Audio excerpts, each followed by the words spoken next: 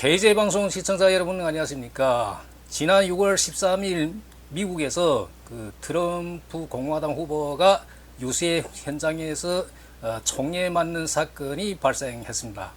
다행히 이 총알이 귀를 스치면서 이제 피만 살짝 흘리고 상처는 크게 입지 않았습니다. 이 사건을 통해서 트럼프가 졸지에 이제 영웅으로 떠올랐습니다. 이튿날 이제 모금을 공개하니까 1,900억 원이 이제 후원금이 모였다고 합니다. 그래서 올해 그 11월 5일에 그 미국 그 대선 있죠.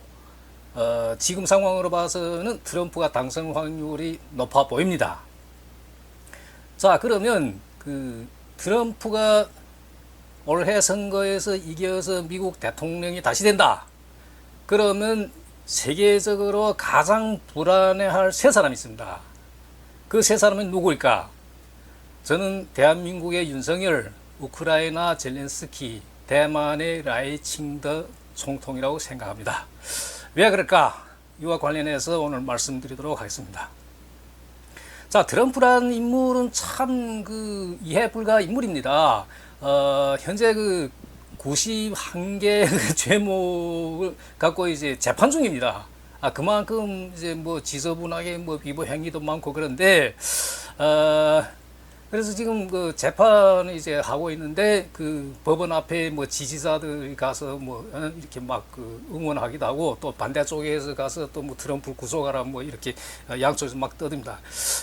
바이든 최근에 물러났죠. 그런데 이제 그 트럼프가 자기 이 재판받는 이 사건들은 트럼프가 주장하기로 바이든이 조작해서 자기 지금 재판받는다. 이렇게 이제 뭐 그 주장하고 있습니다.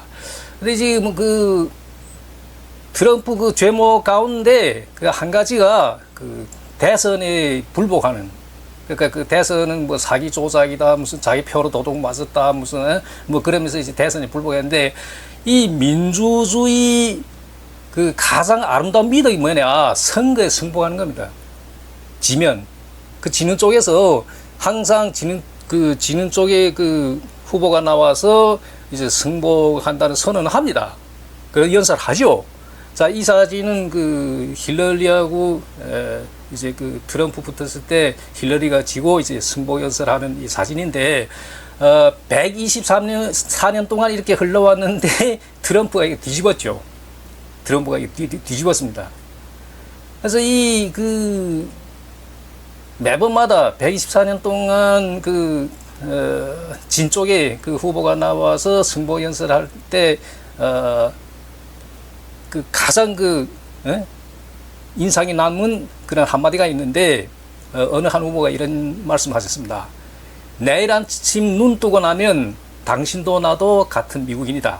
자, 이거 얼마나 멋진 연설입니까? 자, 그 이제 공화당 내에서도 뭐 다 트럼프를 지지하나 그건 아닙니다. 그 트럼프가 좀 그 지적이지 못하고 좀 저질스러운 이런 행동을 많이 해서 그 공화당 내부에서도 반대파들은 많은데, 그럼에도 불구하고 트럼프 인기가 계속 올라가니까 공화당 내에서도 지금 그 반대하던 사람들이 대비 이제 뭐 지지로 돌아서고, 그래서 이 트럼프가 지금 올해 당선 가능성이 아주 큽니다.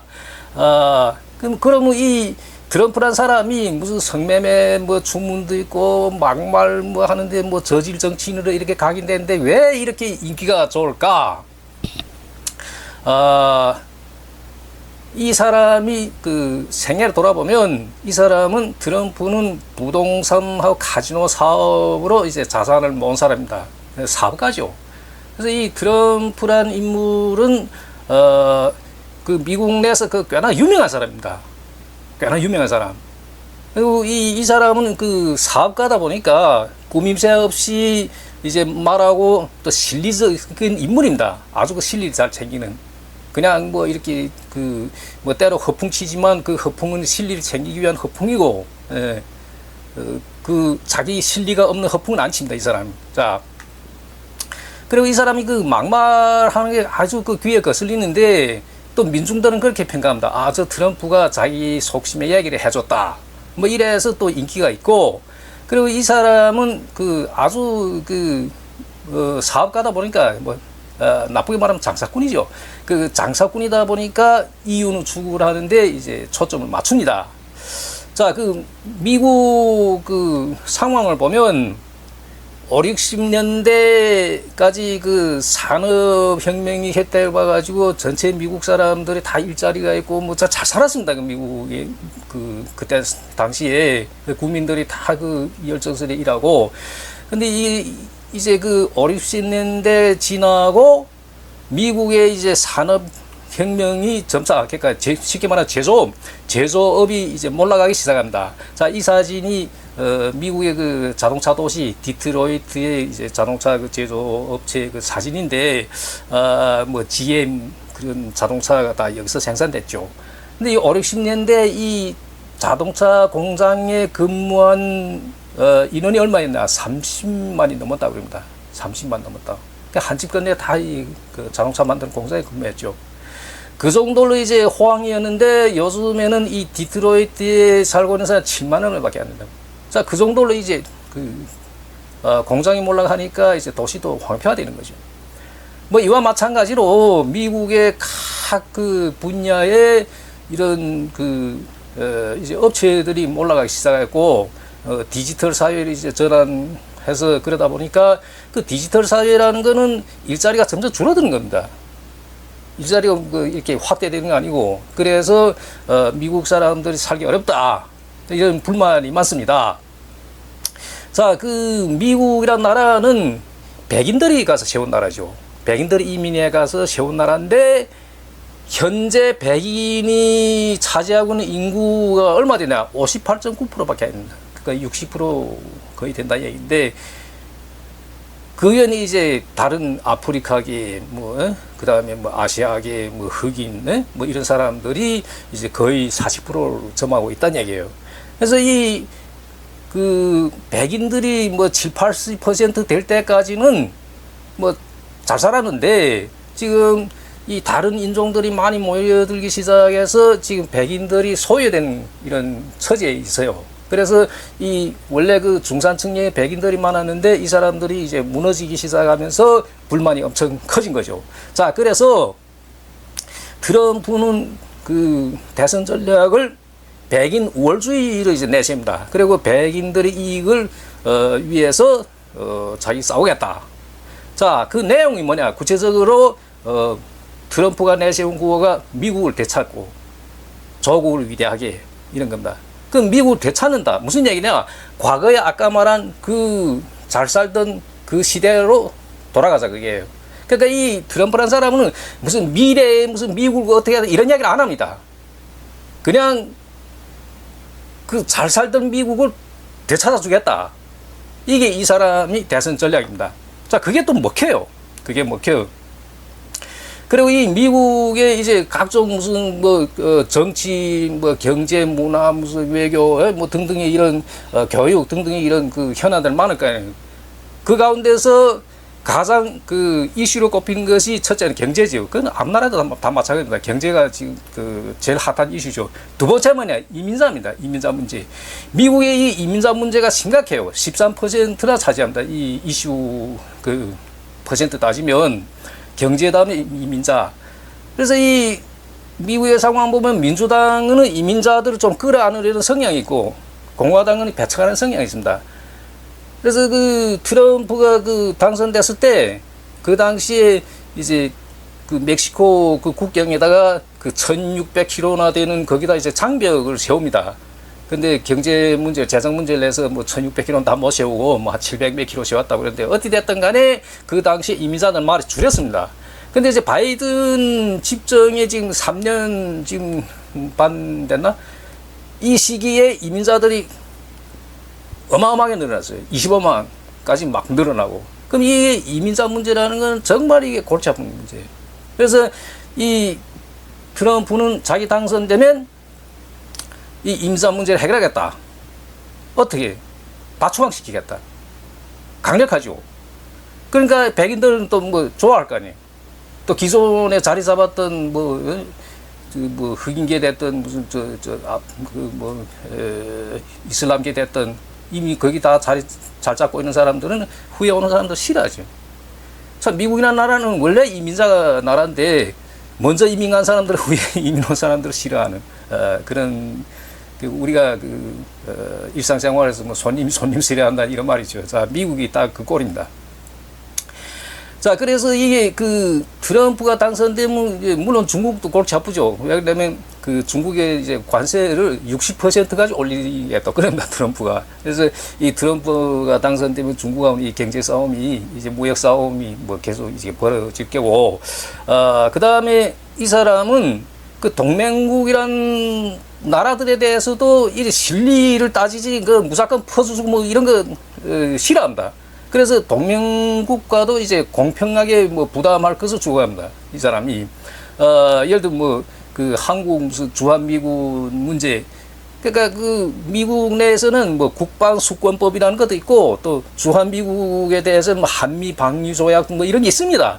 그래서 뭐 분담금에 대해서 뭐 이런 조약도 있고, 그런데 이 사람은 이런 조약을 다 무시해요. 그냥 자기 주장대로. 예. 이거 뭐 실제 안 맞으니까 뭐 어떻게 해야 된다 막 이런 식으로 막 주장하죠. 그러면 이제 트럼프가 당선된다 그러면 이 한국이 이 주한미군 문제 때문에 몹시 시달릴 겁니다. 예? 뭐 분담금 뭐 더 높이자 뭐 이렇게 목소리 낼 것이고, 그러면 아주 골치 아파지죠. 그 다음에 대만에 대해서 미국이 계속 대만을 보호하고 뭐 이렇게 했는데 이 트럼프는 우리가 대만을 왜 지켜야 되냐? 그 지켜줄 의미가 뭐가 있냐? 이러면서 이런 주장을 합니다.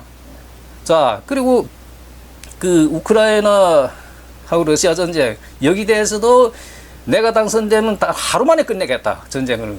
그럼 어떻게 끝내냐? 아주 간단해요. 미국이 우크라이나에 대한 지원을 끊겠다. 이 한마디면 그날로 이 전쟁 끝납니다. 우크라이나 자체 힘으로 전쟁 못해요. 그 다음에 나토에서도 지원하는 건 나토도 미국이 쥐고 있잖아요. 그래서 트럼프 한마디 우리는 지원 끊겠다 이러면 그 전쟁 바로 끝납니다. 바로 끝내. 자, 그러니까 이제 트럼프가 당선되면 이 세계 질서가 많이 바뀔 것입니다. 바뀔 것이고. 또 거기 따라서 또 나는 푸틴이 원하는 대로 뭐 해주겠다 이런 얘기도 막 하고, 물론 뭐 이 사람 말 다 믿을 건 아닌데 자꾸 이런 이야기를 던지니까 그래도 뭐 그 가운데 반 이상은 이 사람 속심 이야기를 할 거 아니에요. 예. 그리고 또 미국 내 이제 반전 그런 목소리도 이제 점점 커지고, 우리 미국의 사람들 잘 살아야 되는데 왜 자꾸 세계 경찰 노릇을 하려 하냐? 예? 여기다 이제 뭐 반대 목소리가 나오고 또 이것이 찬스 돼가지고 트럼프가 이런 걸 이용해서 우리 세계 경찰 이런 노릇보다 미국 사람들 더 잘 살게 하기 위해서는 이 대외 원조를 줄이겠다. 뭐 이렇게 또 주장하는 거죠. 자, 그래서 이제 세계 나라, 뭐 대만은 물론 나라 아니지만 거기 이제 총통, 대통령들 이런 사람들의 골치 아프게 생겼다.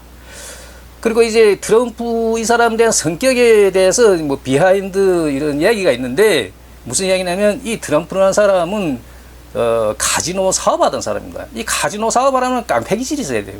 아주 남자다운 그런 기질이. 그래서 이 트럼프가 좋아하는 게 푸틴은 개인적으로 좋아한답니다. 푸틴이 강하죠. 그 다음에 김정은이도 이제 좋아한답니다. 뭐 나라 뭐 외교 이런 문제를 떠나서 남자 대 남자로 이제 뭐 좋아한다는 겁니다. 그런 이제 뭐 성격에 대해서. 그리고 이 사람이 싫어하는 게 뭐냐? 예를 들면 뭐 문재인처럼 밥도 아니고 죽도 아닌 그런 성격을 싫어하는 거예요.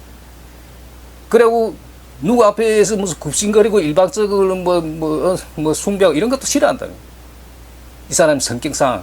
그래서 예를 들면 윤석열 정권이 지금 미국에 납작 엎드려서 외교를 펼치는데 뭐 이런 것도 이 사람은 싫어한답니다. 이런 걸.